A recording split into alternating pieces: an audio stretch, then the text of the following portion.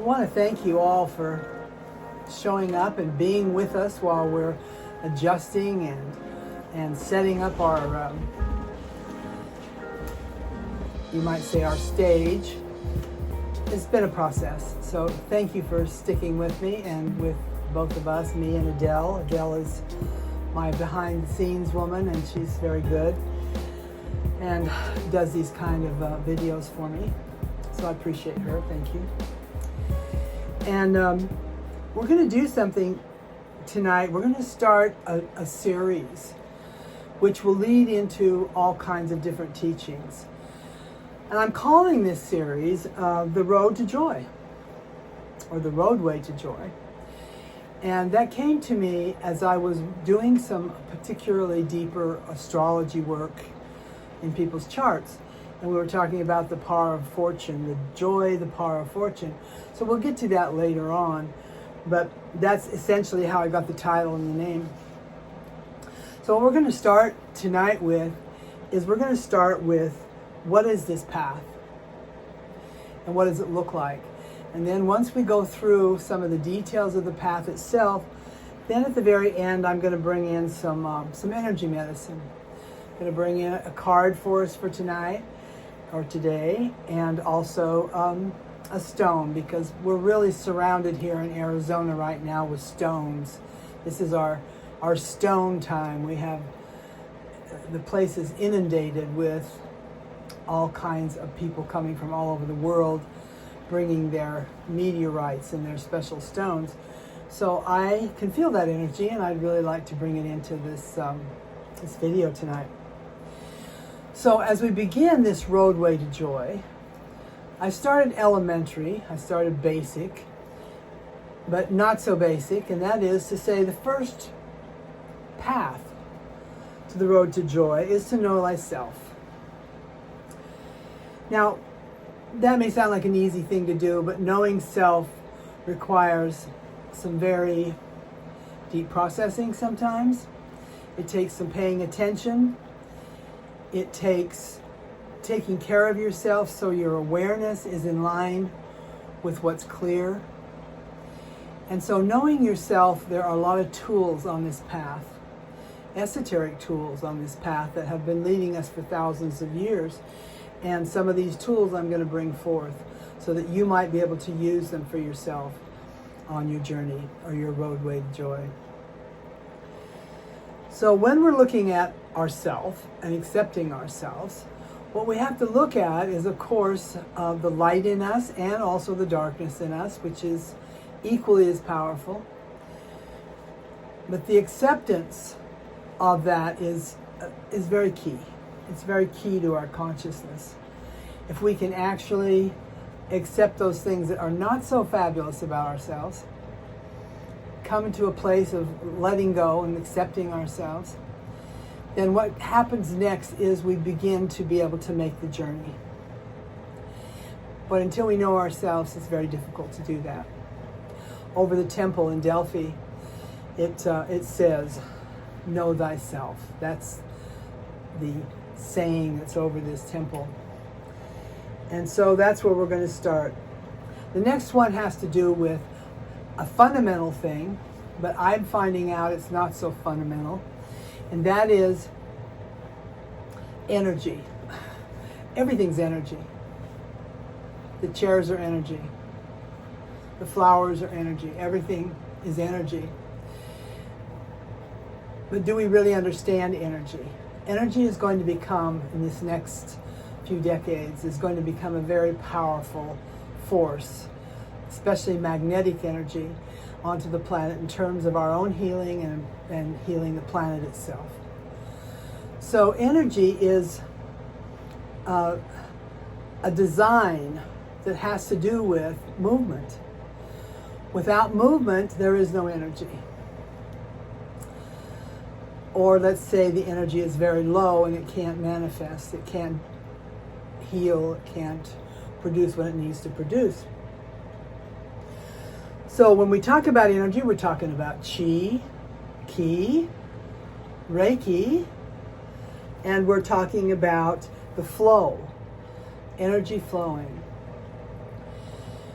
So most of us, especially during this period of time where we've been doing this, this time of going in the last 2 years, one of the things I'm noticing is that we're not utilizing our energy properly, and it's making us sick.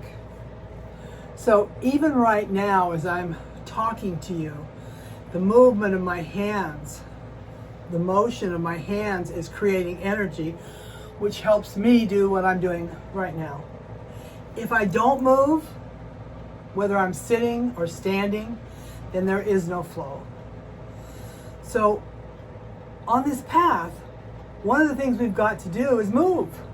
Movement is the key, and flow. So what we're going to do is put out to you the possibility that no matter what it is, every day, you're going to move. Even if you stand in your own living room and dance in a circle, or stretch down and stretch up, and go outside and feel the earth under your feet, hug a tree, commune with the energy and the flow and the chi and the Reiki of life, the magnetic life force energy. We're going to need every drop of that we can get our hands on, because what's taking place right now is changes beyond changes we can possibly imagine. It's very exciting, actually. But if we don't have the energy force to work with it, then we're going to get ill, and we'll also possibly find ourselves in situations we don't want to be in. So the very next thing on the path, as I see it, now these are fundamental. This is fundamental stuff which we will come to in the next video that I'm going to do. What we'll be talking about is a specific tool that will actually do all of these things. It will help you understand yourself, the darkness and lightness of yourself, from a very deep esoteric place. It's also going to teach you movement, how to move in your energy centers. But the third one is to watch patterns. Part of the reason I have been a master astrologer is because I enjoy watching patterns and cycles, because I know that all life moves in patterns and cycles. The difference is there's natural cycles or universal cycles, which is our planetary rotations and our galactic energy that's in and around us. But there's also patterns that have to do with many eons ago that we have brought forth, I feel, have brought forth into our being through our ancestors and also through our own actions. So we're carrying patterns that no longer serve us. This is a time of complete releasing of those patterns that no longer serve us. And I have to say, even those people, places, and things that no longer serve us as well. Because if we're to have flow, and if we're also, need to understand who we really are now, in this moment, then that's required. So, when you look at patterns, what you do is you see what repeats itself over and over again.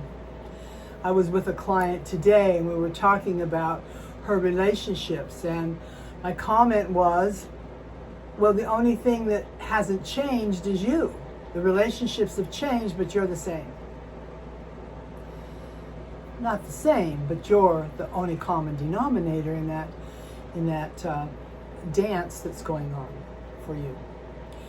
So we have to watch our own patterns and how we keep repeating those patterns over and over and over again. And you've heard that saying, we want to make changes, but we keep doing the same thing and expect changes, which is ludicrous.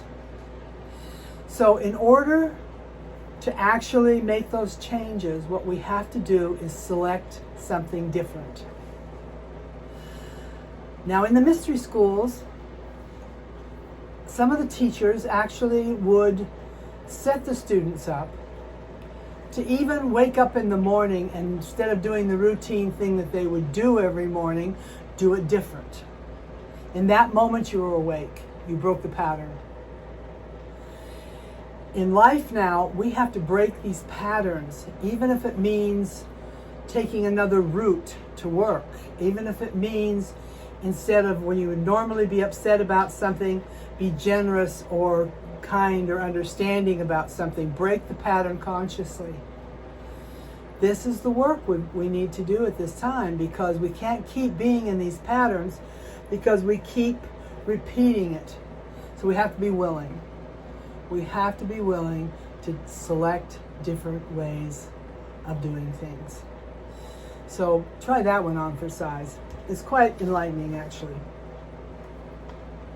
The next thing I want to bring is that as you're selecting these different patterns, one of the things that comes into play is that you see what happens from those patterns. What exactly changes? Do you change? Do you observe the inner change you had? Do you notice that there's less resistance? Now, in the schools, in the spiritual schools, one of the major things that is being watched by our teachers is how much resistance we have to any given situation. Resistance is our key. Resistance is that very thing that says you have energy blocked because you're fighting, you're resisting. To consciously choose to not resist whatever it is and to flow with it is quite extraordinary. Well, I highly, highly recommend that.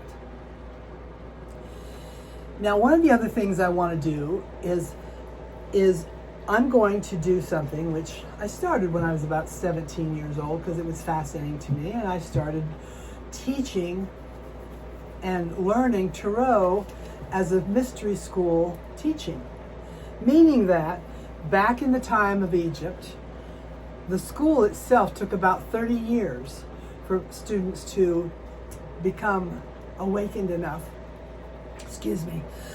awakened enough that they could actually begin their journey. They were sent to different places to teach and do what they were going to do.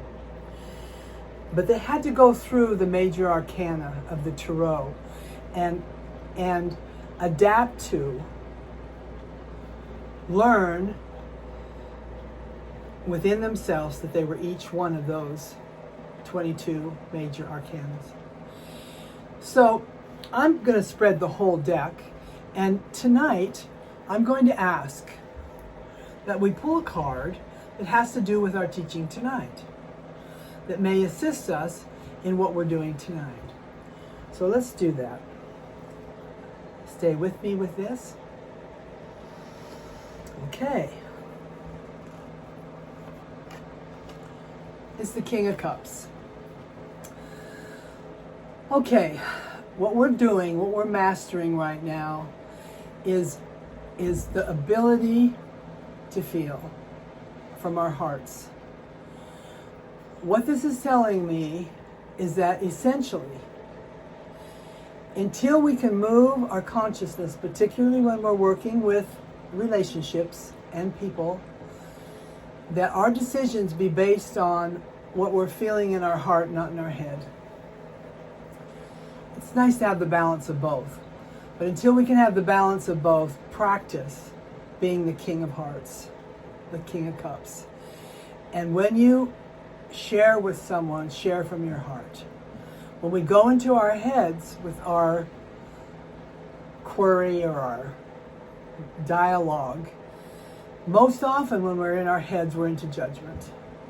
We haven't felt necessarily what the other person was feeling, and we haven't been able to verbalize it in a way they can understand, especially if they're in a place of being open and willing. And that's what we talked about, isn't it? Let's be willing. So, nice one. King of Hearts. Now the next thing I'm going to do is I'm going to pull a stone. I have been doing stones since I was a little girl with my grandfather in, believe it or not, Utah. And he would bring these beautiful stones down from the mountains and polish them and put them on us. And so I've had a love for stones forever. So what I'm choosing tonight that's jumping out at me is, this is orange Callocite. It's kind of unusual. Callocite comes in clear. There's a clear one here too as well. It comes in yellow. It comes in blue. It comes in several colors. But the nature of Callocite is very interesting. It has actually a series of squares inside of it that layer on top of each other. But what its main function is it helps us break up crystallized patterns and forms in ourselves. If we hold and we work with Callocite, we'll be able to let go of things that no longer serve us. So Callocite's going to be our stone for tonight. We'll see what happens next. I'll probably stay with the stones because I love them so much. Okay, I'm going to put that back in the thing, and we're going to put the King of Cups right here because he knows how to do what we're trying to do. He knows how to use the heart in a very powerful way. So what we're going to do now is I'm going to close this session. Each session will be longer and longer based on the material that comes in at the time. And so I thank you so much for being with me. And we will see you soon. And I will be probably doing one next week if we can. But it will be no longer than every 2 weeks, okay? So stay tuned. And bye now. Much peace to you.